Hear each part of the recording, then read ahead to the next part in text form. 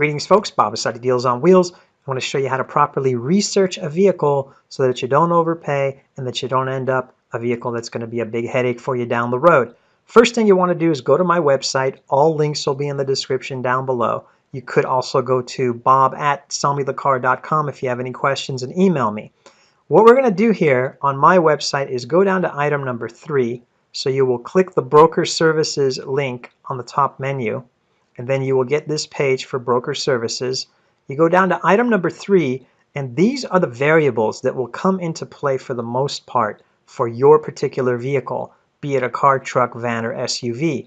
What happens a lot of times, the only reason I mention this, and it has happened to me at the auction when I was very new in this business, you might have the price of an all-wheel drive vehicle in your hands on your Kelley Blue Book app on your phone, but you're really looking at a two-wheel drive vehicle. So if you pay the all-wheel drive price for the two-wheel drive vehicle, you just overpaid, made a big mistake.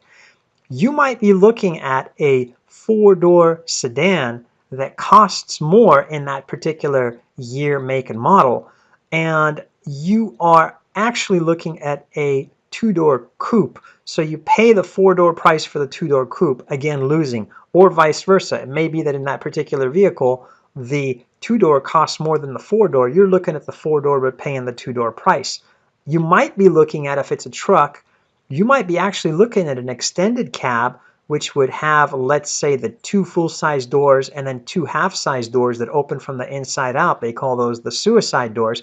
You might be looking at an extended cab situation, but the price that you have on your app, because you don't know the difference and you haven't done your homework, is for the crew cab, the 4 full-size doors. You're going to pay very dearly. You might be paying the price of a 3/4-ton truck when you're really looking at a half-ton truck, or a 7-passenger vehicle when you're really looking at a 5-passenger vehicle. You might be paying the price of just a regular, you might be paying the price of a turbo diesel engine when you're really looking at just a regular gasoline engine without the turbos. All right, you might be paying the price of the performance engine size in a turbo diesel when you're purchasing just a regular engine. All right, just a regular base engine as opposed to the performance package.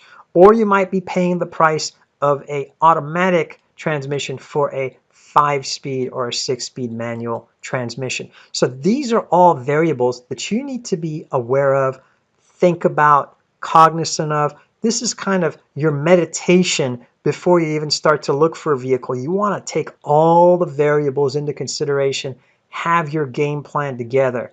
To take this a step further, you want to familiarize yourself with the trim packages and the options as well, but that's going to come later. Number 2 is this.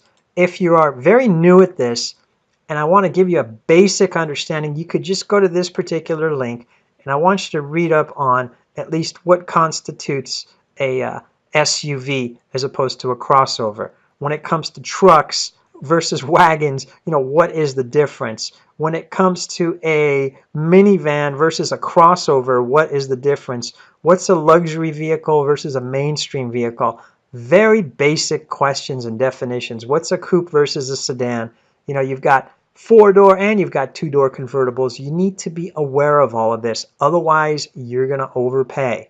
After you do that, you're going to come to your favorite search engine, and now I want you to think about how many miles you're willing to live with. Keeping in mind that on average, a vehicle is driven about 10 to 12,000 miles if it's a passenger car. And if it's an SUV or a truck, because usually families are driving kids, to karate or soccer practice or whatever, on top of running everyday errands.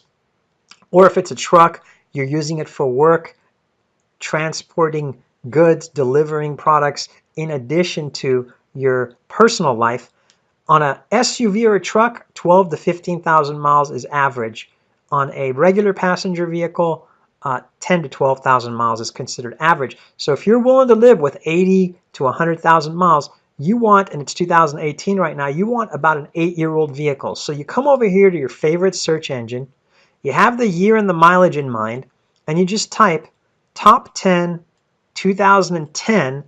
Now you're going to type not the name of the vehicle, but you're going to type the specific need or purpose that this vehicle needs to serve that's important to you. For instance, Are you concerned with fuel economy? Are you concerned more with reliability, safety? Do you want technology? Do you want comfort? What is it that pushes your buttons? Do you want performance? Do you want horsepower? You could go with, let me show you, top 10 2010 muscle cars. Okay, you want horsepower. And what you're going to get is a listing of the top 10 recommended by the pros muscle cars. And these are the usual suspects you would expect to see. The Camaro, the Mustang, oh, the Cadillac CTS. I would expect to see, a Challenger up here somewhere. And I'm sure it's one of the top 10. And there are different top 10 lists, and you can compare the top 10 lists to each other and reach a consensus, and don't fall in love with just the Chevy Camaro, all right?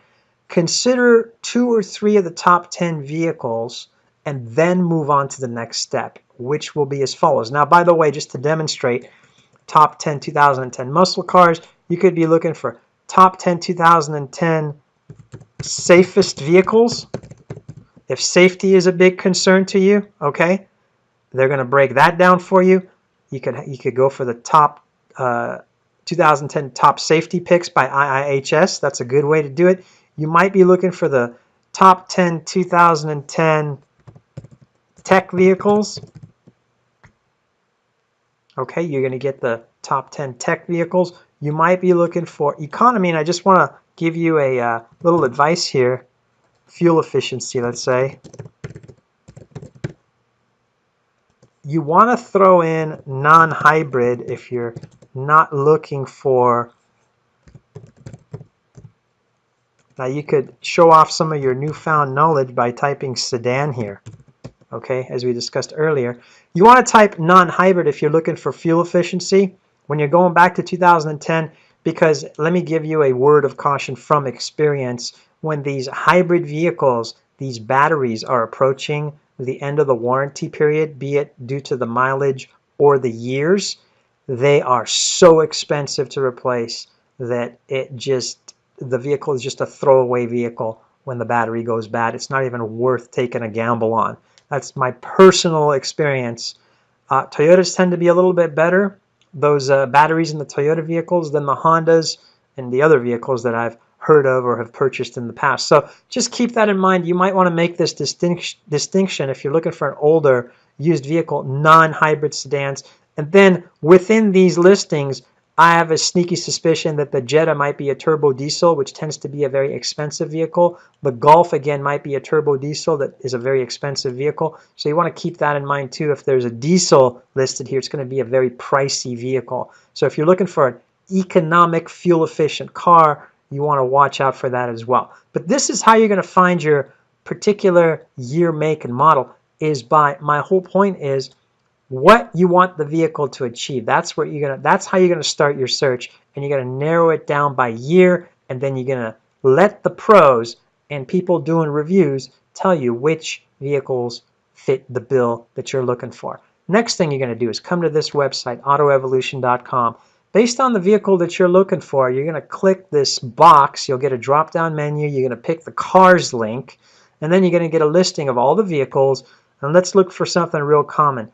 Instead of scrolling all the way down, you're looking for your Toyota, just click the T. It'll show you the vehicles with the T's. You click Toyota, you're looking for a Camry. Your vehicle, if it's a really old one, will be in the discontinued models section. So be mindful of that. But in this case, we're looking for a Camry, and that is right here. Click on the Camry vehicle, and you could see that 2017 is when they came out with a new generation of Camrys. Prior to that, it was 2014. Prior to that, it was 2011. So it looks like every 3 years, they're coming out with a new version of this vehicle. In 2020, this new body style will be obsolete. So you want to keep that in mind. Maybe it's 2019 right now, and the vehicle will only be, the latest and the greatest until next year. So you might just want to hold off on this vehicle until next year. So having said this, let's say you decide, now you could click this photo here, and it'll show you photographs of the vehicle. There will be like 9 of them here in the photo gallery. Sometimes they have many more. They'll have like 30 vehicles. Here's one generation back, or 76 photos, okay? for this particular gallery. So you can see a lot of photos of the interior in a lot of cases and the exterior of the vehicle to get a good feel for it. They also give you the engine configuration, transmission, horsepower. Right over here they give you a brief description of what is new in this particular vehicle. See, it gives you a full description here. They'll tell you what has changed from the previous generation to the new generation. Very useful website. So now you could really decide on which specific year you want, and then you can go back over here and make your adjustments and look up again that particular year, make, model vehicle. Okay, the next thing you're going to do is this. Now that you know the year, make, model of the vehicle, we need to narrow down the trim. Now the trim would be the annoying little letters and numbers that you see after the model of the vehicle. So for Honda, very commonly you'll see the LX, LXP, you'll see Sport, EX, EXL on a Honda product. On the Toyota products, you know, you're familiar with them. You'll see the LE, you'll see the XLE, for example. So what you want to do is come here, again, to your favorite search engine, and you want to type, now that you know which vehicle you're looking for, or you've got it narrowed down to 2 or 3, what is included with the 2013 Honda Accord EX trim level? And you want to find a website. Cars.com is really good for this. And on Cars.com, they actually go through explaining the trim levels to you, starting with the base model, which in a 2013 Honda Accord would be the LX. Now, notice again, they're showing you sedan and coupe, all right? Different vehicles, different pricing, different trim levels. And what they do is they start out by talking about the sedan and what is included in the base model, which is the LX and LXS coupe.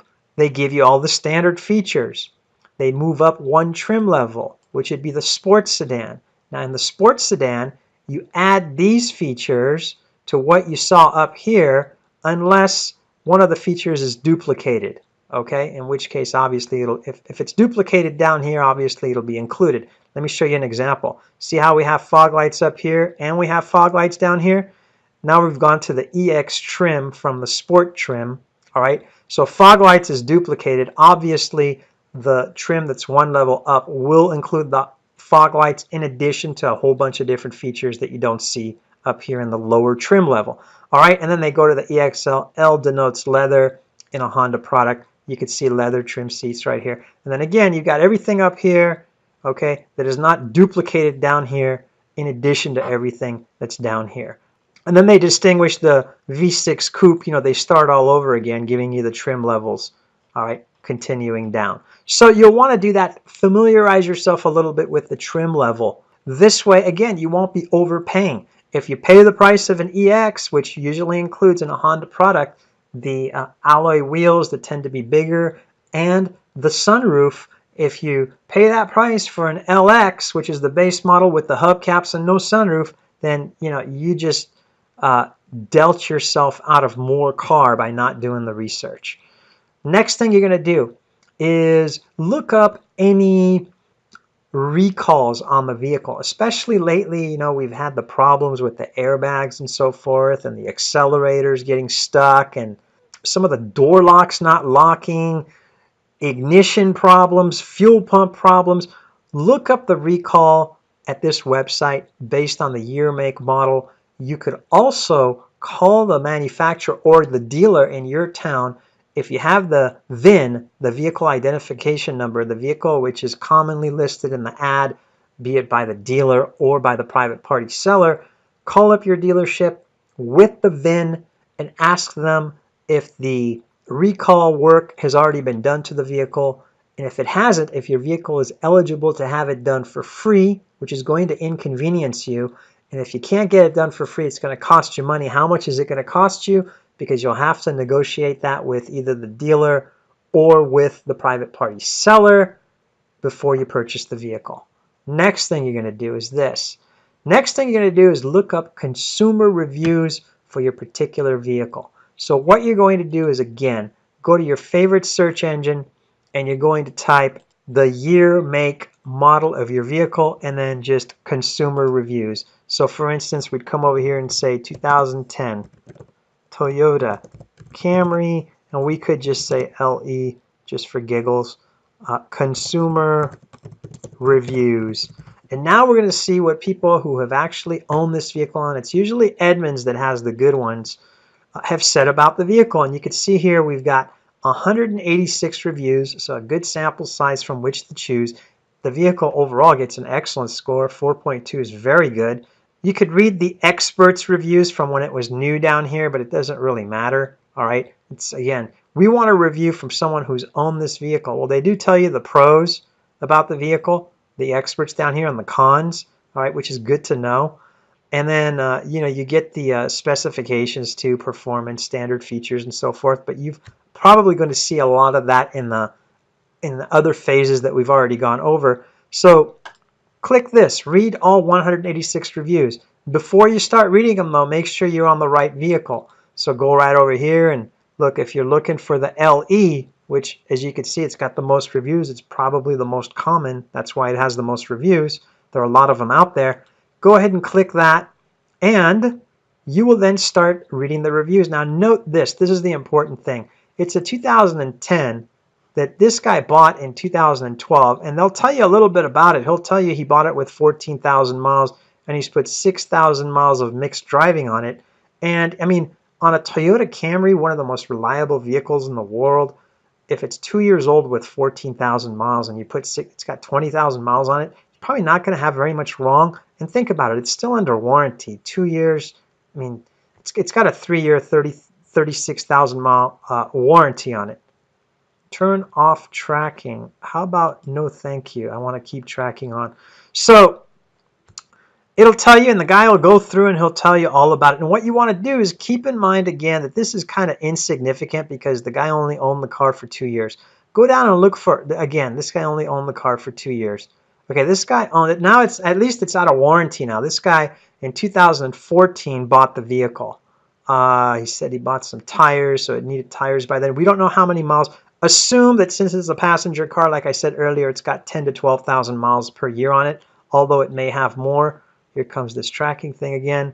So that's really the important thing. Look at the date. All right. I mean, this guy only owned it for 1 year, so his review doesn't matter. You want to look at the date of the review, and you want to keep in mind that it's probably got 10 to 12,000 miles on it. And if you continue to see something repeated, like vehicle has valve stem leaks after 80,000 miles, vehicle has valve stem leaks after 80,000 miles. You see that 3, 4, 5 times out of, let's say, 10 reviews, then go ahead and assume that if it walks like a duck and it quacks like a duck, it's a duck, and you should walk away from this vehicle.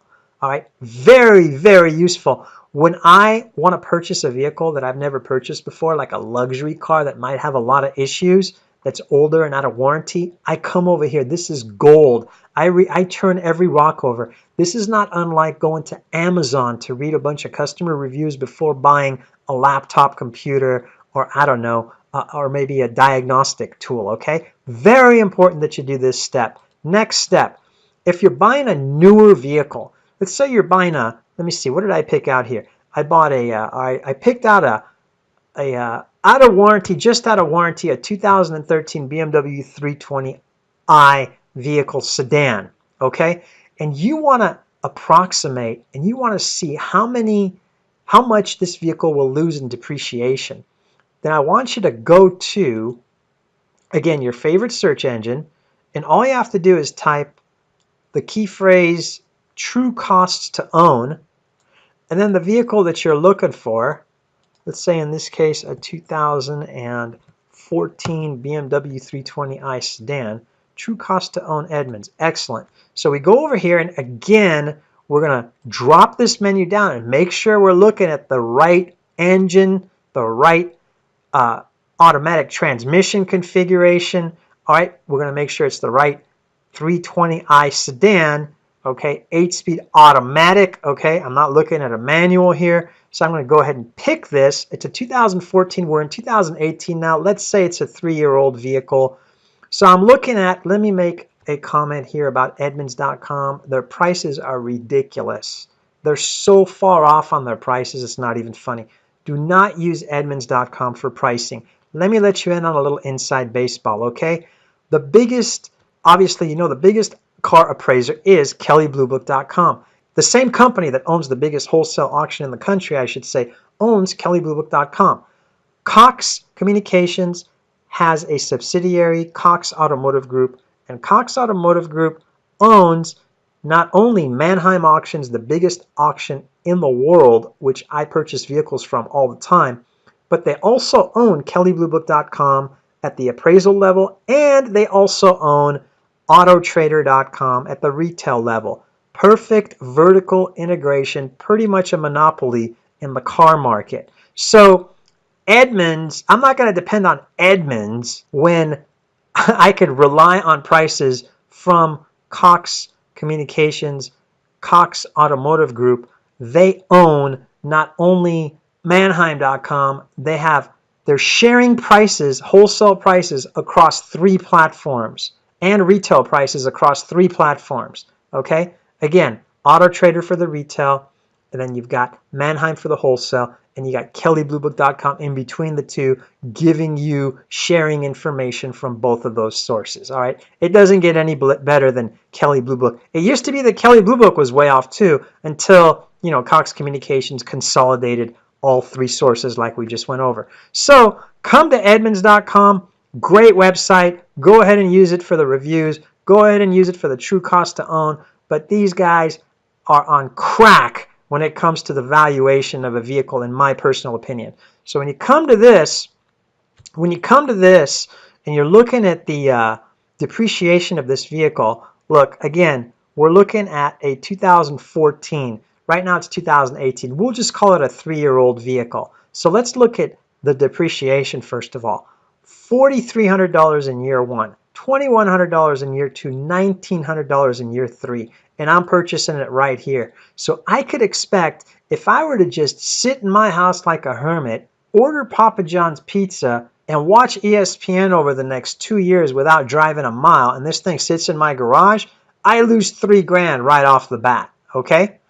And then you want to compare, and then you can go beyond year 5 and 6. Oh, it's going to keep depreciating. And there are sources that'll tell you what it'll depreciate, how much it'll depreciate beyond year 5, into year 6 and 7 and 8 even, okay? So you could look that up. You could expect at least another, probably $1,200 of depreciation in year 6, another maybe $1,000 in year 7. So you want to take the depreciation into account. You might just want to buy a 5-year-old BMW 3 Series after you go, see, this all starts to tie together. After you go to autoevolution.com and you see when the cutoff year was for that particular body style in either the coupe or the sedan, in the trim that you're looking for and the engine size and so forth, all of this stuff starts to come together very nicely after you know what all the variables are. All right, and we're starting to get down to the end here.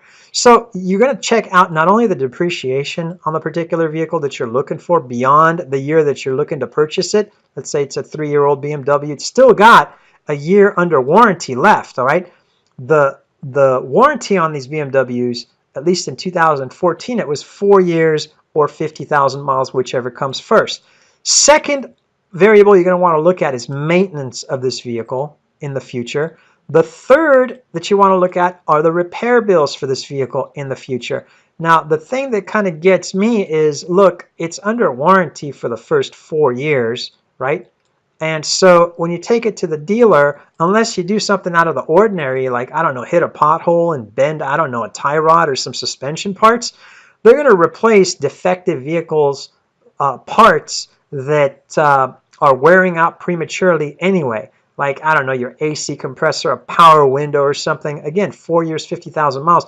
So I'm wondering how they come up with $2,800 worth of maintenance in year 1 when it's still under the factory bumper-to-bumper warranty. It's not costing you a red cent to get this done. So are we taking the dealer's service department figures here and we're plugging them in here? I'm just saying this is stuff that I think about, which I don't know if most people think about. Repairs, again, I'm not paying for any repairs in all likelihood. The thing is under warranty, man. I just dropped, I don't know, 40 grand on this vehicle when I bought it brand new, all right? 30 grand on this vehicle when I bought it brand new. So I don't expect to have any repair bills whatsoever from year 1 through 4. It could be that it needs a set of brakes, or I wear out a set of, those expensive tires. the run flats that they put on these BMWs, okay? But I don't think it's going to add up to 1, 2, 3, 4, let's see, 5, almost like $6,500 in repairs. And, you know, so I don't know where they're getting this from. You catch my drift. All right, so take a look at this just so you get an idea of how much maintenance and repairs they're estimating down here. But the really important thing, this part up here is absolutely legit. You know, this probably comes from ALG, and all of the car dealers go by this. When you go to trade your vehicle in, turn it in at the end of the lease, whatever the case may be, this is exactly what they use to try and estimate what your vehicle will be worth in the future. So this is pretty much spot on. And all I'm saying is consider the depreciation. And although these numbers down here might be kind of bogus, you might want to do a little more research on these. I know I certainly will. Keep in mind that the depreciation is probably the most important factor. But hey, if you see that with a Honda, you know, this figure goes from $3,000 down to, and it goes down to, I don't know, maybe $1,200, then you know that this is obviously a much higher maintenance, pricier to maintain vehicle versus a Honda Accord. All right, something to keep in mind. Next thing, you want to look up the insurance, especially if you have kids and you're buying their first car. You know, when I was 15 or 16, I certainly drove a lot differently than I do now. Now I drive like a grandfather, okay? So you want to absolutely check out, you know, you want to go to these two. These are the two biggest ones that people go to, and they're affordable insurance companies. And when you get these quotes, I want you to keep in mind, before you buy the car, you want to get the quote. You get your quote before you even go after the financing for the vehicle. Because for kids, and as a dealer, I've run across this many times. My customers have called me back and told me about it. They'll come to me and buy the sports car and then go to purchase the insurance and find that the insurance is 3 times more than the payment on the vehicle, especially if it's a sports car. This happened on a 300ZX convertible that somebody bought for me one time for their kid. The insurance was like $700 a month. Ridiculous. So you want to do the research on the insurance ahead of time, and obviously a sports car will be more expensive to insure than a 2-door coupe, and a 2-door coupe will be more expensive to insure than a 4-door sedan, and a 4-door sedan will usually be more expensive to insure than a 4-door wagon. So you just want to keep all of this in mind. Do your insurance quotes before you go after the vehicle and before you go in for the financing. After you've done this, now you want to do the vehicle valuation. All right, you come over here to kelleybluebook.com, and I highly recommend that you use the phone app instead of the online PC or Mac version, because it's a lot more intuitive. But you come over here to car values and just pick new or used car prices, and then go ahead and pick a vehicle. Here, we'll go ahead and start from scratch, and I'll show you just real quick how it is pretty easy to use this, but not as easy as the handheld version. Let's say you want that 2012 used. You want to, let's say a Ferrari, of course, right? No, we're going to say you want a Honda, and that you're going after, let's say the, I don't know, Civic, okay? And you're going to start a search. I've already put my zip code in. Mine is 89101 for Las Vegas. So it'll ask you for your zip code if it doesn't ask me again. And then here we go. Like I told you, it all comes together. Do you want the sedan or do you want the coupe? Okay, well, I want the sedan. Here we go. For the sedan, it's going to show us, look, here we go. See how it all comes together? It's showing us DX is like rock bottom for a Civic trim level. You got natural gas sedan, LX, HF, hybrid, EXL, EX, okay? You got to know all this, all right? You got to know all this. All right, so now you're going to choose, let's say you're going to go with the EX, which is the most common one. Now it's going to tell you, you know, which engine transmission configuration do you want? How many miles do you want? It's a 2012. We said 10 to 12,000 miles, right? It's 2018 now. We're just going to say it's 5 years old. So it's going to have somewhere between, it's going to have no more than 60,000 miles, let's say, on it. We want to tap out at 60. You know what? It's a Honda. We're going to tap out at 80,000 miles because people drive these a few miles, okay? And we're going to say powertrain. It's going to ask you front-wheel drive. It's got one engine option. Sometimes they'll have multiple engine options, and we talked about picking the right one. We're picking the automatic. Options-wise, there aren't many additional options available other than navigation XM radio, premium sound, not a big deal. Rear spoiler, not a big deal. Oversized wheels, 19-inch wheels, not a big deal. Okay, color isn't going to be really significant. Okay, you could pick a color if you want a specific price. Now we're going to say give us our price, and it's going to ask you want one from a dealer, do you want one from a private party? Let's say we want one from a dealer, and then it's going to be in excellent condition automatically if you're purchasing it from a dealer.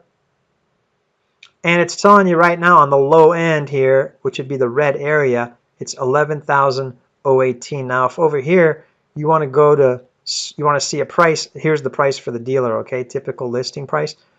You want, and where are they getting this info? Like I told you, these guys also own autotrader.com, okay? So these are legit numbers. These are not, this is not conjecture like Edmunds.com, again, in my personal opinion.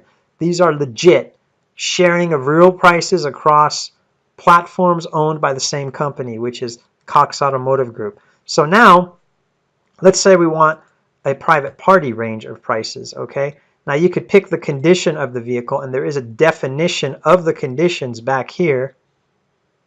If you go back here, after you input the options and the color, okay, if we say buy from a private party, it'll now give you the definition of excellent, the definition of very good, has minor paint touch-up or body work, requires minimal reconditioning. That's what a very good is, okay? Free of rust. And then here's a good condition vehicle. Has only minor rust, okay? It says most vehicles fall under this particular category. So you say, give me the good condition price. Bang, it comes right up on this chart. The good condition price is right here. 87.88 is the average. 82.09 is the low, and up to 98.90, which would be up here on the green, would be the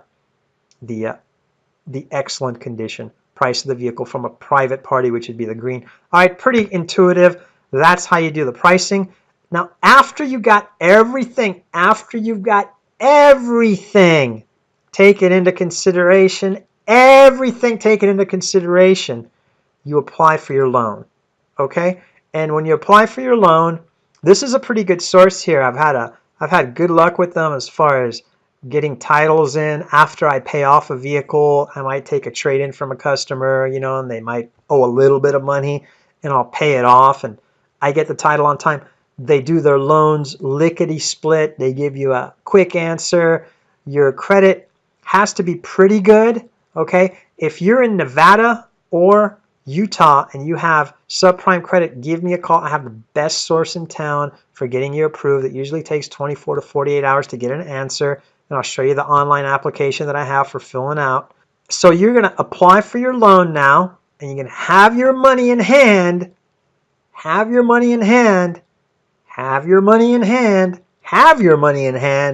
before you go to the dealership, before you go to the private party. Because when you have your money in hand, the dealer can't make an extra 5, 6, 7% off of you in interest when he has you as a captive customer that's all excited about a vehicle in front of him, okay? When you have your own financing, you don't get screwed on the interest rate. Very simple concept, isn't it? And when you have your own financing, the dealer understands that that's one less hurdle that they have to clear, and they're willing to come down on the price a little bit more, if at all. Very simple horse sense.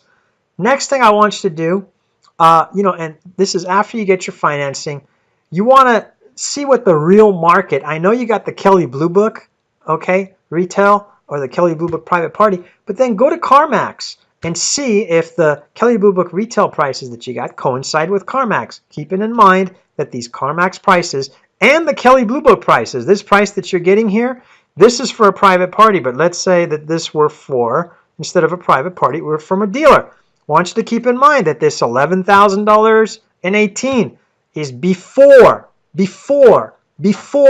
excluding tax, title, smog, registration, doc fees. Before and excluding tax, title, registration, doc fees, okay? This $11,018 before tax, title, registration, smog, dock fees, okay? You want to keep this in mind, my friends, all right? Or if in your particular state they have sales tax when you buy from a private party, keep in mind they don't include this. If you read down here, they'll tell you their prices don't include what I just went over, all right? So you want to keep that in mind when you're applying for your loan. You want to add to your loan not only the price of the vehicle, but also, you know, find out tax, smog, dock fees. Dock fees, go ahead and figure about $300 to $400 for dock fees from a car dealer. And then the tax rate will depend on your sales tax in your city. And then, you know, smog and registration and all that will be just negligible. Okay. So you want to keep that in mind. And then when you look at these prices at CarMax, CarMax has a flat fee. They tell you what their dock fee is on the bottom of their website somewhere. They keep taking it up. I think it's up to like almost $300 now at CarMax.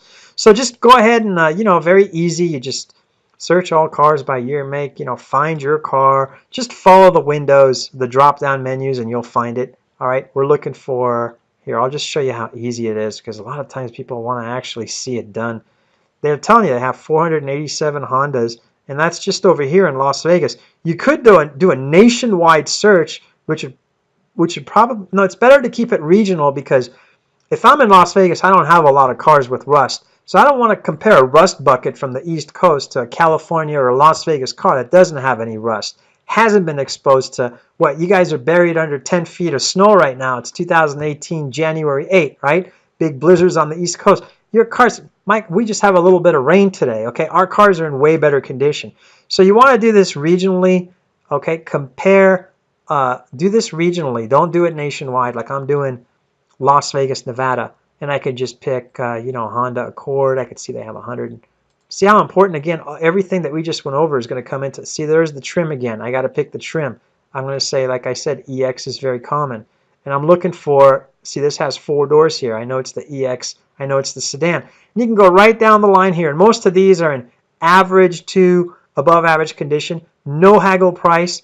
They're going to tell you, you know, the little asterisk will tell you at the bottom of the page that they have a, see, $299 dock fee right here. Okay, excludes tax, title, tags, and 200. Okay, all right. So you can see right here. You already know there's no negotiating over the price. The price, it is what it is. All right, 17 G's plus the 300 plus the tax, title, everything that we saw there. All right. So you could see that reality, which is CarMax, and then you could go to cars.com, autotrader.com, look at those vehicles for sale by private parties and everything, and then come right back over here and compare it to the Kelley Blue Book private party to see if it's consistent. All right. And then finally, of course, before you make a trip, the car dealers will, of course, supply you with this for free in many cases, but not all cases. But the private parties usually will not. Some of them might. What you'll want to do is splurge for a month's worth of Carfax, so you could run a Carfax on your vehicles and just know the vehicle history before you make your final decision. Very useful to have the Carfax. For me personally, I get, now you need to know this. Obviously, I'm doing this video to show you how to look for a vehicle, but make no mistakes, I'm a capitalistic pig. I want you to get frustrated, and I want you to come to me, because I'll get you the 2 to 3 year old vehicle that's still under the factory bumper-to-bumper warranty, and I will kick CarMax's ass on the same vehicle in at least as good a condition or better condition with lower miles, okay, or the same miles. I will beat their price, period. So you know what? By all means, go to the car dealership, look at the car, drive the car. If you like the car, it's 2 to 3 years old, the vehicle is still under the factory warranty, we're able to eliminate the mechanical risk for both of us.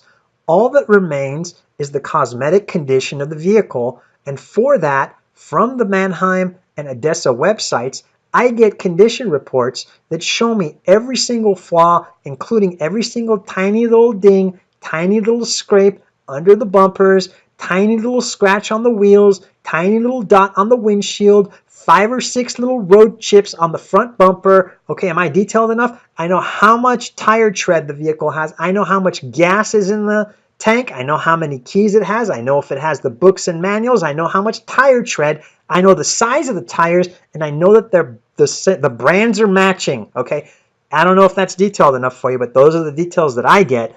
Plus, I get to see if it's been in any reported accidents. I get to see who the seller is, and I get to see how many owners the vehicle has had.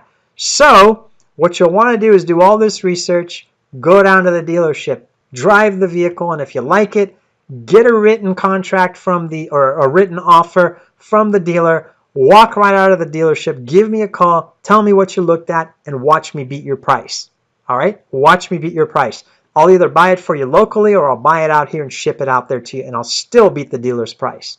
All right? Again, Bob Asadi, bob@sellmethecar.com is the email. Here's the website. If you want to go here, you have a particular vehicle that you're looking for, just go to the vehicle request link here, click it, fill it out. I kind of walk you through the basics, okay?